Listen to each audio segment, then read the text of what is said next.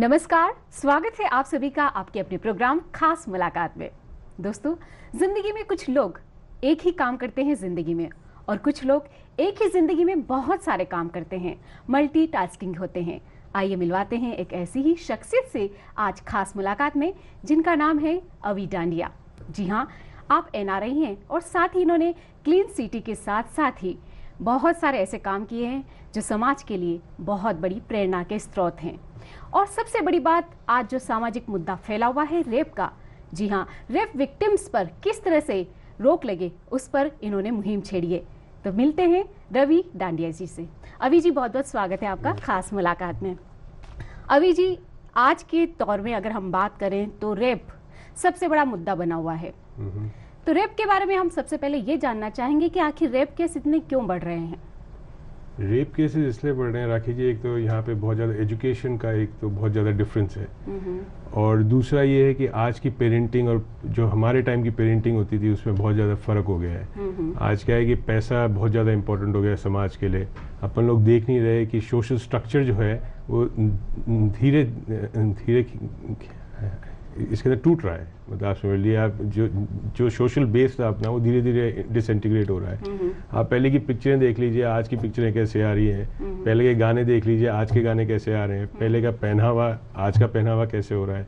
तो ये सब चीज़ इसके अंदर एडिड है, और जितना भी बुराई है वेस्ट की वो अपन लोग ग्रहण कर रहे हैं, और जो उनकी अच्छाई है वो तो अपन लोग ले नहीं रहे हैं वहाँ से। अभी जी, जैसे आपने कहा कि वेस्ट की बुराइयां हम ग्रहण कर रहे हैं, आप एक NRI हैं, लेकिन फिर भी आपके अंदर ये जो बलात्कार वाली बातें हैं, बहुत सारा जो शोषण हो रहा है, आपके अंदर ये सारी बातें कैसे आई कि नहीं, हिंदुस्तान में जाकर मुझे ये मुहिम छेड़नी है? तो इसके अंदर शुरुआत की प्रेरणा आपको कहाँ से मिली? क्यों लगा आपको कि मुझे इस लाइन में आना चाहिए? देखिए राखी जी, ऐसा है कि अभी तो नवरात्रों का टाइम है। अपन सारी देवियों की यहाँ पे पूजा करते हैं 9 दिन, और उसके बाद अपन लोग भूल जाते हैं कि क्या है सब इसके अंदर रूट कॉज क्या है। रूट कॉज इसके अंदर एक ही है कि अपन लोग को समझना पड़ेगा कि समाज के अंदर पूरा समाज इसके अंदर टूट रहा है। कोई भी किसी को भी ध्यान नहीं कि जहाँ पे वो रहते हैं बस वहीं तक है हिंदुस्तान, उसके बाहर उनको कोई भी परवाह नहीं है। तो धीरे धीरे ये बढ़ता जा रहा है, और हमारे वहाँ पे अप्रवासी भारतीयों को बहुत ज़्यादा प्रॉब्लम हो रही है, क्योंकि हम वहाँ पे इस चीज़ का हो जा रहा है कि ये बिल्कुल ही रेप कैपिटल बन रहा है इंडिया। अमेरिका में भी रेप होते हैं बहुत ज़्यादा, मगर वहाँ पे जस्टिस मिलता है बहुत फास्ट। यहाँ पे जस्टिस मिलता नहीं है। फिर ये जितनी भी रेप देख रहे हैं, ये थोड़ी देर तबका जो इनका है, जो समाज का तबका, जो अपने लोअर स्ट्रेटा ऑफ समाज है, उसके अंदर ज़्यादा हो रहे हैं रेप। उनके पास पैसा नहीं होता जस्टिस करने के लिए, ना वो कोर्ट जा सकती हैं, ना वो 2-3 बारी जाती हैं हियरिंग में, उसके बाद कुछ नहीं होता। तो सबसे बड़ा रीजन, पहला ऐसा कौन सा वाकया था, या पहले एकदम स्ट्राइक कैसे हुआ कि नहीं, मुझे रेप के लिए ही कुछ वर्क करना है, और जो भारत में शोषण हो रहा है महिलाओं के प्रति, जो भी मुहिम छेड़नी है हिंदुस्तान में आकर, यानी कि आप USA में आप वेल सेटल्ड हैं, अच्छी तरह से बिजनेस संभाल रहे हैं, उसके बावजूद भी अचानक स्ट्राइक होना एक अलग ही बात है। नहीं, हमें कहते हैं हम अप्रवासी हैं, मगर हम लोग अप्रवासी भारतीय नहीं, हम उतने ही भारतीय जितना यहाँ पे रहने वाले हैं। ये ज़रूरी नहीं है कि आप हिंदुस्तान में रह रहे हैं तो आप हिंदुस्तानी हो गए। पहली बात तो आपको हिंदुस्तान के लिए क्या कर सकें आप उस पर करता है निर्भर। आप अपने बच्चे बड़े करते हैं, सब करते हैं, वो सब ठीक है। आपने समाज के लिए क्या किया? मेरा एक समाज से बड़ा सिंपल क्वेश्चन है, अपन लोग मंदिर में, मस्जिदों में, सब जगह पैसा लगाते हैं, वहाँ पे अपना नाम लिखवाते हैं, सब करते हैं। कोई गरीब जो लोग होता है उनको जब तक अपन साथ नहीं बढ़ाएंगे।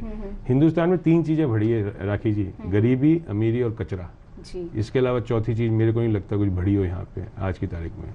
तो ये सबसे बड़ा। अगर हम बात करें हिंदुस्तान, और जैसे आप USA में रहते हैं, तो वहाँ की कल्चर और यहाँ के कल्चर में क्या वहाँ रेप नहीं होते? बहुत रेप होते हैं वहाँ, तो बहुत रेप होते हैं। वहाँ का क्या सिस्टम है? वहाँ का जस्टिस सिस्टम है, वहाँ का जस्टिस जो है बहुत फास्ट है, तो लोगों को एक डर रहता है लॉ का। यहाँ पे लॉ का डर ही नहीं है किसी को। आज आपके जो 4 आदमियों को इन्होंने दी है, अभी मौत की सजा दी है, यहाँ पे कसाब को लगाने में फांसी 4.5 साल लग गए थे। तो ये 4 को भी 4-5 साल ये लोग कहीं नहीं जाने वाले। और जो आदमी जुवेनाइल है, जो 17 साल का लड़का है, जिसको इन्होंने डाल दिया जेल के अंदर, ना तो आपको उसके बारे में पता है, ना आपने शक्ल देखी है, ना कुछ करा है। अभी वो आप ही यहाँ पे आएगा 4 साल बाद, हो सकता है आपकी गाड़ी का ड्राइवर हो जाएगा, वो आपको पता ही लगेगा वही आदमी है। सेक्स ऑफेंडर्स की लिस्ट जो होती है वो समाज को रिलीज करना बहुत जरूरी है। पुलिस को या सुप्रीम कोर्ट को रिलीज करना, ये सेक्स ऑफेंडर्स हैं। आपने जो जिनका रेप होता है उनको तो गुमनामी में धकेल दिया, और जो लोग अपने इसके अंदर कल्प्रिट होते हैं वो तो बाहर घूमेंगे, उनकी सजा हो जाएगी 4-5 कितने साल सजा। अभी कितने केसेस आ रहे हैं जिसमें 10 साल की सजा है, 7 साल की सजा है, वो तो बाहर आ जाएंगे जी। अभी जी, लेकिन आप सोचते हैं कि आपकी मुहिम छेड़ने से हो सकता है कि बहुत बड़ा चेंज आ जाए। लेकिन आज कानून ने भी बहुत सारे निकाले हैं लॉज, इसके साथ वेलफेयर सोसाइटी भी बहुत अच्छा वर्क कर रही है, फिर भी दिन पर दिन रेप केसेस बढ़ते जा रहे हैं। हम इस बात को कंटिन्यू करेंगे। फिलहाल वक्त है खास मुलाकात में एक छोटे से ब्रेक का। ब्रेक के बाद स्वागत है आपका खास मुलाकात में, और आज हम बात कर रहे हैं एनआरआई अभी डांडिया जी से, जिन्होंने मुहिम छेड़ी है बलात्कार पीड़िताओं को न्याय दिलवाने की। अभी जी वापस हम एक बार फिर से स्वागत करते हैं आपका, और हम बात कर रहे थे बलात्कार पीड़िताओं के लिए आप मुहिम छेड़ चुके हैं, और हिंदुस्तान में आपने शुरुआत कहां से की, हम ये जानना चाहेंगे। सबसे पहली शुरुआत ये थी राखी जी, इसके अंदर जो भी अपने पीड़िता है वो अपना मुंह क्यों छुपाएं। सबसे पहला क्वेश्चन ये है मेरा, वो क्यों मुंह छुपाएं। मुंह तो उनको छुपाना चाहिए जो लोग ये करते हैं दुष्कर्म, उनको तो नहीं करना चाहिए जो लोग करते हैं। तो हमने क्या किया, हमने जितनी एसिड अटैक विक्टिम्स थी, रेप विक्टिम्स थी, जो डोमेस्टिक वायलेंस की, उसमें से हमने बहुत सारी लेडीज इकट्ठी करी और जंतर मंतर में हमने 2 तारीख को एक असेंबली करी। समाज को जोड़ना बहुत जरूरी है, गरीब समाज और अमीर समाज को। जो ऊपर वाले बैठे हैं उनको पता ही नहीं है कि नीचे वालों के साथ हो क्या रहा है, तो उनको समझना जरूरी है कि उनको कैसे हेल्प कर सकते हैं। सेकेंडली, इनको जस्टिस दिलाने का काम था। इनके पास इतने पैसे नहीं होते, जैसे मैंने आपको कहा हम लोग ऑल ओवर इंडिया में लॉयर्स इकट्ठे कर रहे हैं, बड़े बड़े लॉयर्स से मेरी बातचीत चल रही है जो इन लोगों के केसेस फ्री में फाइट करेंगे। इसमें सरकार की कोई गलती नहीं है। रेप में कोई सरकार में कोई मिनिस्टर जाके नहीं बोल रही कि रेप हो रहा है, अपनी सामाजिक प्रॉब्लम है। वो जो मिनिस्टर है वो भी अपने समाज के हैं, उनमें कोई ऐसा खोट आ गया है, और एक तरह का आप समझिए डेविल घुस गया है यहाँ पे। जिस तरह के रेप हो रहे हैं, आप वो एक इसके अंदर डेविल ही कर सकता है, वो कोई नॉर्मल इंसान नहीं है। तो उसकी काउंसलिंग की जरूरत है, उससे बात करने की जरूरत है कि तुमने ऐसा किया क्यों, तुमने इतना जो घिनौना अपराध किया तुम क्यों करते हो। वो तो होता नहीं, इनकी सजाएं हो जाती हैं। सजाएं होने से कुछ नहीं होने वाला। आप देख लीजिए, जब से ज्योति का हुआ है किस्सा, उसके बाद से तो रेस बढ़ ही रहे हैं। जी बिल्कुल। और अगर हम बात करें रिसर्च की, तो रिसर्च के दौरान हम पाते हैं कि 5 साल में ये संख्या और ज़्यादा बढ़ती गई। और राजस्थान के बारे में आपने अभी तक बहुत सारी स्टडी की, तो कौन सा नंबर आता है? राजस्थान अभी चौथे नंबर पे, सबसे पहले वेस्ट बंगाल आता है, और राजस्थान चौथे नंबर पे बहुत स्पीड से आया है। ये अपन लोगों ने यहाँ देखा नहीं है कि इतने स्पीड से यहाँ पे रेप बढ़े हैं। कई रेप के रिकॉर्ड्स ही नहीं होते यहाँ पे। आप किसी भी पुलिस स्टेशन जाइए, वो आपको आइडेंटिटी नहीं देंगे क्योंकि सुप्रीम कोर्ट का ऑर्डर है। अभी मुझे अगर किसी रेप विक्टिम की हेल्प करनी है तो मैं उसकी हेल्प कैसे करूं, मुझे बताइए। अगर मुझे कोई भी पीड़िता है उसकी हेल्प करनी है, उसकी सर्जरी में हेल्प करनी है, एसिड अटैक विक्टिम की हेल्प करनी है, वी कांट डू इट। तो एनआरआई जो है वो सब कुछ करने को तैयार है, बनिस्बत ये कि हिंदुस्तान हमारे साथ चले। हम हिंदुस्तान में काम करना चाहते हैं, और यहाँ के जो तौर तरीके हैं काम करने के वो बहुत ही पुश्तैनी हो चुके हैं। जी हम बिल्कुल चाहते हैं। अभी डांडिया जी, हमारे दर्शक आपको देख रहे हैं कि आप हमारे दर्शकों से क्या चाहते हैं, पब्लिक से क्या चाहते हैं, समाज से क्या चाहते हैं, क्या बदलाव की जरूरत है, आप उन्हें बताइए। बदलाव एक ही है, समाज से एक ही चीज मैं बोलना चाहूंगा समाज को, कि समाज पूरा हिंदुस्तान माने। सबसे पहले समाज को बांटे नहीं पार्टियों में। आज अपना समाज बढ़ गया है, कांग्रेस, बीजेपी, अब एक आम आदमी पार्टी आ गए हैं, इनमें बांटे नहीं। सबसे पहले हिंदुस्तान है, उसके बाद आप डिसाइड करिए आपको कौन सी पार्टी में जाना है, मगर सबसे पहले हिंदुस्तान का ख्याल करिए। आज समझिए मोदी जी आ जाते हैं, राहुल जी आ जाते हैं, वो थी ना बोले कि रेप करें, उनकी कोई उसमें गलती नहीं है, समाज की गलती है। इसमें समाज को अवेयर होना पड़ेगा और सारे तबकों को साथ चलना पड़ेगा, एक दूसरे की हेल्प करिए। अभी जी बिल्कुल सही कहा आपने कि समाज की जरूरत है, समाज को सुधरने की जरूरत है। समाज भी हमसे बनता है, हम हिंदुस्तानियों से बनता है। समाज यानी कि हर हिंदुस्तानी का फर्ज है, हर इंसान का, हर पुरुष का फर्ज है कि वो महिलाओं का सम्मान करे, और महिलाएं सम्मानित जब ही होगी जब वो सुरक्षित होगी। आज महिलाएं सुरक्षित नहीं है, क्यों नहीं है? आज क्यों जरूरत होती है कि हर समय वो स्कार्फ लगाकर घूमती है, हर समय उसे एक डर लगा रहता है कि अंधेरा होते ही घर जाना है? तो ये सब चीजें हम बात करने से ही नहीं, इसका सॉल्यूशन, जैसे कि आपने बलात्कारी जो भी पीड़िताएं हैं उनको न्याय दिलाने की बात की है, लेकिन वो कैसे? आप तक अगर किसी बलात्कारी पीड़िता के साथ कुछ हुआ है, वो सपोज करो आपको देख रही है और वो आप तक कॉन्टेक्ट करना चाहती, तो कैसे करे आप तक? हमारी एक वेबसाइट है screamsofsouls.org, उसके अंदर आप वेबसाइट पे जाते हैं, और कुछ दिनों में हम लोग सारे लॉयर्स की लिस्ट हम इसके अंदर निकालने वाले हैं। कंप्लीट लिस्ट आएगी पेपरों के अंदर, जहाँ पे जैसे कोई भी अपनी लड़की समझिए इसके जोधपुर में है, जयपुर के अंदर ओपी जैन साहब हैं जिन लोगों ने हाँ कर दिया है मुझे, उनके साथ 4 और लॉयर्स हैं जो इन्हें केसेस फाइट करेंगे। आप ओपी जैन साहब को कांटेक्ट करिए, ओपी जैन साहब बिल्कुल इसमें हेल्प करेंगे। उन्होंने तो यहाँ तक कहा है कि इतना बढ़िया मौका दिया है हमारे को समाज की हेल्प करने के, हम तो सब इसके साथ हैं। और ये बड़ा सिंपल है। आज की तारीख में, अभी आपने कहा ये कपड़ा लपेट के चलती हैं, अभी आप कोई भी कॉलेजेस के बाहर चल जाइए, महारानी कॉलेज, किनोडिया कॉलेज, कहीं भी मैं रोज देखता हूँ ये सारे कपड़ा पहन के घूमती हैं। मेरे को समझ में नहीं आता कि अगर कोई भी गलत आदमी इनमें शामिल हो जाए तो यहाँ की जो पुलिस है वो उसको कैसे ढूंढेगी? अगर कोई लड़की है, समझिए ह्यूमन बॉम्ब है, स्कार्फ पहनकर घूमना, हाँ, आपका मतलब क्यों पहननी है स्कार्फ पहन के? एक तो बिल्कुल अनहेल्दी है, वो एयर नहीं ले पा रही और सब स्कार्फ पहन के। और मुझे तो ये लगता है राखी जी, अगर कोई सुंदर लड़की है तो उसकी तारीफ करनी चाहिए, तभी तो उसको लगेगा कि वो सुंदर है। मतलब बिल्कुल उल्टा हो रहा है यहाँ तो खेल। अपने पिछले 20 साल पहले चले जाइए, 30 साल पहले चले जाइए, अपन ओपनली तारीफ करते थे। आज तो किसी की तारीफ भी नहीं कर सकते। आज कोई भी बच्चा पार्क में नहीं खेल सकता। आज से 20 साल पहले बच्चे बाहर खेलते रहते थे, किसी को चिंता नहीं होती थी। आज हर 5 मिनट बाद या तो उनका नौकर वहां खड़ा रहेगा, आजकल उन पे भी शक हो जाता है, या फिर अपने जो भी मतलब माता जी पिताजी उनके हैं वो बाहर खड़े रहेंगे, अकेले नहीं खेल सकते जी। अभी डांडिया जी, जैसा अभी आपने बताया कि हिंदुस्तान के बेस्ट जो भी वकील है, लॉयर्स आपसे जुड़े रहेंगे और फ्री ऑफ कॉस्ट वो पूरी सहायता करेंगे बलात्कार पीड़िताओं की, तो क्या जो वाकई ही न्याय मिल पाएगा? क्योंकि उच्च वर्ग जो होता है, लोअर क्लास को तो तुरंत समझ में आ जाता है और उनका केस दबा दिया जाता है। अगर हम अपर क्लास की बात करें तो क्या उन्हें भी सजा मिलेगी? मेरे पास एक इसके अंदर कंसेंट लेटर आ रहे हैं और मैं आपको दावे के साथ कह सकता हूं, चाहे ऊपर, पहली बात तो क्लास में बांटना बंद कर दीजिए हिंदुस्तान को। हिंदुस्तान एक ही है, ये बात करना है, लेकिन जब बात आती है किसी के सामने, तो अपर क्लास तुरंत अपना काम रुकवा देता है पैसे देकर। अब नहीं रुकेगा। मेरे साथ अवनीश सारन करके हैं, जो काउंसिल इंडिया के वकील है हाई कोर्ट के अंदर। कोई भी पीड़िता आएगी, चाहे अमीर हो, जो लड़की है वो अमीर गरीब की दृष्टि उससे नहीं देखना चाहिए। वो पहली बात तो औरत है, लड़की है, जिनकी अपन लोग पूजा करते हैं, माँ सरस्वती, दुर्गा। तो 9 दिन की पूजा क्यों करें? 365 दिन की करें ना। आपकी माँ है, मेरे को तो एक डर रहता है, हमारी माता जी अकेली रहती है यहाँ पे, अकेली बिल्डिंग में। कल उनके साथ कुछ हो जाए तो, कोई एसिड फेंक दे तो, कुछ भी हो जाए तो, मैं तो सबके लिए कर रहा हूँ। और इसके अंदर अगर समाज इस समाज को बहुत ज़्यादा ज़रूरी है समझना कि ये बहुत ही फास्ट डेवलप हो रहा है और बहुत ही डेंजरस हो सकता है। बिल्कुल, और आज किसी और के साथ हो रहा है, कल हो सकता है आपके घर में भी किसी के साथ हो जाए। इसलिए ज़रूरी है मिलकर इस मुहिम के साथ, आपके साथ जुड़ने की।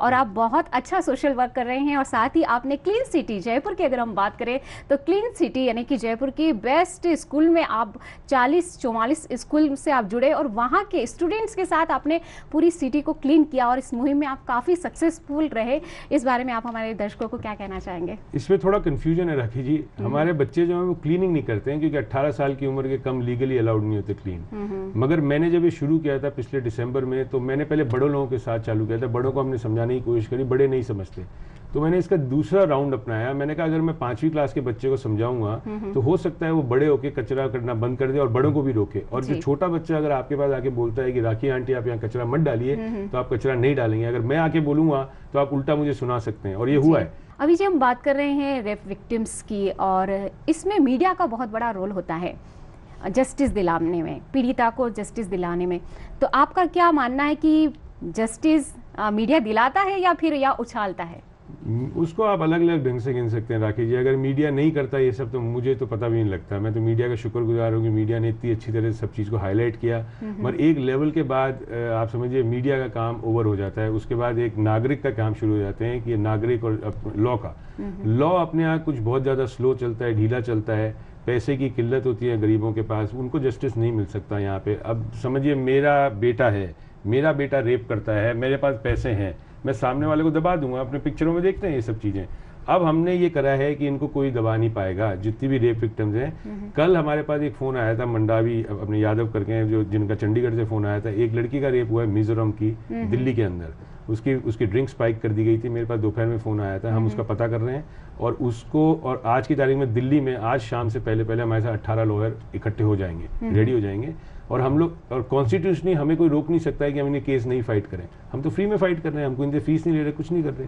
तो ये इनको जब तक जस्टिस नहीं मिलेगा, आज जो रेप कर रही हैं, जो लोग रेप कर रहे हैं, उनको पता है कि रेप होने के बाद भी वो लोग जेल से निकल सकते हैं। सब बहुत ज़्यादा जरिए हैं निकलने के लिए। आप बॉम्बे वाला देख लीजिए, जर्नलिस्ट करे, पूरी स्टोरी छपी है उसकी। उससे हमारी बात हुई है, उन्होंने उनसे बात करी, हमने बोला उनको हम आपकी हेल्प करने को तैयार हैं। अभी जी ये टॉपिक ऐसा है कि जिस पे बात जितनी लंबी की जाए उतनी कम है, लेकिन फिलहाल वक्त है एक छोटे से ब्रेक का। खास मुलाकात में मिलते हैं जल्दी ही। ब्रेक के बाद स्वागत है आपका खास मुलाकात में। हम बात कर रहे हैं एनआरआई अभी डांडिया से, जिन्होंने मुहिम छेड़ी है बलात्कार पीड़िता को न्याय दिलवाने की। अभी जी जैसा कि हम देख रहे हैं कि रेप के केसेस दिन पर दिन बढ़ते जा रहे हैं, तो सबसे ज्यादा कौन सी एज वाली के साथ रेप हो रहे हैं? 14 to 17 का राखिए, ये सबसे बड़ा एवरेज आता है। और इसके अंदर मैं एक और चीज़ एम्फोसिस कर दूंगा, कोई भी पीड़िता, बाकी तो पहली बात तो हो नहीं रेप, अगर कुछ हो भी जाता है तो पुलिस आपकी दोस्त है, आप घबराइए मत जाने के लिए। पुलिस और जो पॉलिटिशियंस हैं उनको दोस्त मानिए। यहाँ पे प्रॉब्लम क्या हो गई है, इन दोनों को अलग कर दिया है, पुलिस और पॉलिटिशियन सब लोग डरते हैं। आज नहीं, आप इस जगह अभी जी कहीं ना कहीं गलत है, क्योंकि पुलिस और आपने बोला कि जैसे कि पॉलिटिशियन दोनों ही कहीं ना कहीं कमजोर पॉइंट पे जा रहे हैं, इसी वजह से आज न्याय नहीं मिल तो रहा है। मैं यही तो बोल रहा हूँ, उनके वो आपके दोस्त हैं, आप उनसे जाके मिलिए, वो आपकी सुनेंगे। यहाँ पे पॉलिटिशियंस और जो अपने पुलिस से लोग बाग बिल्कुल घबराते हैं जाने पुलिस स्टेशन में। पुलिस स्टेशन एक तरह से ऐसा हो जाता है जब बिल्कुल हाय तौबा हो जाए। आप जाइए, वहाँ से मिलिए, उनको रिपोर्ट लिखाइए, पूरी आपको हेल्प मिलेगी। सब जगह पुलिस वाले जिनसे मैं मिलता हूँ, मेरे को तो सारे अच्छे पुलिस वाले मिलते हैं। आप अच्छे कॉन्सेप्ट के साथ जाइए, आपको सब हेल्प करने की जरूरत है। दूसरा, मैं सबसे बड़ा राखी जी ये कहता हूँ, इंडिया के अंदर जिसकी इंडिया अभी मेंटली रेडी नहीं है फ्री सर्विसेज के लिए ऑन इलेक्ट्रॉनिक मीडिया। अब जैसे व्हाट्सएप में अपने मैसेंजर सर्विस देख लीजिए, 70% आपकी रूरल पॉपुलेशन है, एक स्मार्टफोन 5,000 रुपए का आ जाता है। अब उसके अंदर क्लिपें ट्रांसफर होती है बहुत जल्दी, आप लोगों को पता होगा नहीं होगा, क्लिपें बहुत जल्दी। अब कोई गाँव का लड़का है जो 15 साल का, वो क्लिपें देख रहा है, जो ये जो पिक्चरें आती हैं इनकी क्लिपें देख के उसका दिमाग वैसे ही हो जाता है सेट। इसको मैसेंजर सर्विस को पेड सर्विस करना बहुत जरूरी है इंडिया के अंदर जी, और इसके लिए भी आप कुछ वर्क कर रहे हैं। मैं कोशिश कर रहा हूँ बात करने के लिए दिल्ली में, कि वही है कि हर चीज को पहुंचना। अब हमारे पास टाइम कम रहता है, मैं ज्यादा टाइम निकालता हूँ प्लानिंग करने में, एग्जीक्यूशन में बहुत कम टाइम लेता हूँ। ये जो आप रेप का भी सुन रहे हैं, इसकी 3 महीने की प्लानिंग थी, हमारे एग्जीक्यूशन में अभी 11 डेज हुए, 9 डेज टोटली। इसके अंदर हमने वकील भी जोड़ना शुरू कर दिए, और कोई भी वकील ने, जिनसे मैंने बात करी है, किसी ने मुझे मना नहीं किया है कि हम इसमें काम नहीं कर सकते। किसी ने बोले हम फ्री में लाएंगे, आप केसेस लेके आइए, हम इनके फ्री में केस लड़ेंगे जी। तो एक गांव में एक गरीब आदमी है, उसको बेचारे को एक जरिया तो मिल गया पहुंचने का, वो फोन करे, इमीडिएटली उनके केस लिए जाएंगे जी। आप रेप विक्टिम्स को न्याय दिलाने के लिए काम कर रहे हैं, और साथ ही आपने जैसे कि व्हाट्सएप के लिए कहा कि इस पे भी आप काम करने वाले हैं, जंग छेड़ने वाले हैं, और साथ ही आपने जंग नहीं छेड़ने वाला, मैं कोई जंग वंग नहीं छेड़ता, मैं सिर्फ समझा रहा हूँ कि व्हाट्सएप एक मिशन है आपका, एक सोशल वर्क ही कर रहे हैं आप। सोच है। आज जैसे आपने टीम क्लीन जयपुर के बारे में बताया, रेप विक्टिम के बारे में बताया, ये सिर्फ सोच है। और मेरी कोई एनजीओ नहीं है, मैं आप सब लोगों को बता देता हूँ। कई लोग बड़े कंफ्यूज हो जाते हैं कि मेरी कोई एनजीओ है, मेरा कुछ नहीं है। मेरे 4-5 दोस्त मिलते हैं, हम लोग स्टार्ट करते हैं। हम लोग किसी से कोई फंडिंग नहीं लेते हैं, क्लियरली है। मैंने आज तक किसी से 1 रुपया भी नहीं लिया है किसी भी चीज के लिए। जी, आप एक सक्सेसफुल बिजनेसमैन हैं, अमेरिका में आपका बिजनेस चल रहा है ज्वेलरी का, लेकिन आप हिंदुस्तान के लिए कुछ अलग करना चाहते हैं। जो हिंदुस्तान की छवि कहीं ना कहीं देशों में, विदेशों में बिगड़ रही है, उस छवि को सुधारने के लिए आप हिंदुस्तान में आकर आपने ये रेप विक्टिम्स के लिए न्याय का काम किया है। और साथ ही आप जयपुर के रहने वाले हैं, पिंक सिटी के रहने वाले हैं, तो आपने टीम क्लीन जयपुर के लिए भी कुछ काम किया है, उसके बारे में बताएंगे? अब टीम क्लीन जयपुर एक सोच थी मेरी। जब हम लोग यहाँ पे अप्रवासी भारतीय सम्मेलन हुआ था कुछ साल पहले, जब मैं आया था यहाँ पे, जयपुर को बड़ा जगमगा दिया जाता था। मैंने बचपन निकाला है शहर में, और शहर की बिगड़ती हालात देखे मैंने। इसमें हम लोग हरदम एक ही लोगों को जिम्मेदार ठहराते हैं, नगर निगम को। नगर निगम ठीक है, एक तरह से जिम्मेदार इसके अंदर है, उनकी जिम्मेदारी बनती है, मगर अपनी भी जिम्मेदारी ये बनती है कि अपन खिड़की खोल के कचरा नहीं फेंकें। मैं दुनिया में हर जगह घूमा हूँ, मैंने कभी भी किसी भी आदमी को बाथरूम जाते रोड पे ऐसे देखा नहीं, ओनली इन इमरजेंसी सर्विसेज। यहाँ पे आप देखिए सारे लोग यहाँ पे रोड पे बाथरूम करते हैं। हमारे साथ इसके अंदर स्कूल के प्रिंसिपल जुड़े, आप समझे, इसके अंदर एमजीडी स्कूल की प्रिंसिपल है सुनीति शर्मा जी, इसके टीआईएस के प्रिंसिपल है कमल राठौर जी, डीपीएस की सीमा भटनागर। आज की तारीख में 44 स्कूल में से जुड़ चुके हैं, और आपका जो ये मिशन था काफी सक्सेसफुल भी रहा। अब भी सक्सेसफुल नहीं है ये, जब तक मैं जयपुर को सिंगापुर की कैटेगरी में नहीं खड़ा कर लूं खुद। मीडिया के कहने से या किसी के कहने से मैं नहीं मानूंगा कि हाँ जयपुर अब सिंगापुर हो गया है। जब मुझे लगेगा सिंगापुर हो गया है, तब ये टीम क्लीन जयपुर उस दिन बंद हो जाएगी। और बहुत अच्छी मुहिम आपने छेड़ी है। आपके अंदर एक हिंदुस्तानी दिल है, जो जज्बा है कि हिंदुस्तान में जो छवि बिगड़ रही है उसे सुधारने के लिए आप काम कर रहे हैं। ये जज्बा यूं ही बरकरार रखिएगा, पूरा हिंदुस्तान आपके साथ है, समाज में भी सुधार आएगा अगर आपने ये मिशन छेड़ा है। और मीडिया आपके साथ है, ईटीवी आपके साथ है, और हमारे खास मुलाकात प्रोग्राम में आए इसके लिए बहुत बहुत शुक्रिया। और आपको बहुत बहुत शुक्रिया, थैंक यू सो मच। तो दोस्तों, अभी आप मिले एनआरआई अभी डांडिया जी से, जिन्होंने जो मुहिम छेड़ी है। हम सबको जरूरत है इस मुहिम में साथ देने की। फिलहाल खास मुलाकात में इतना ही, नमस्कार।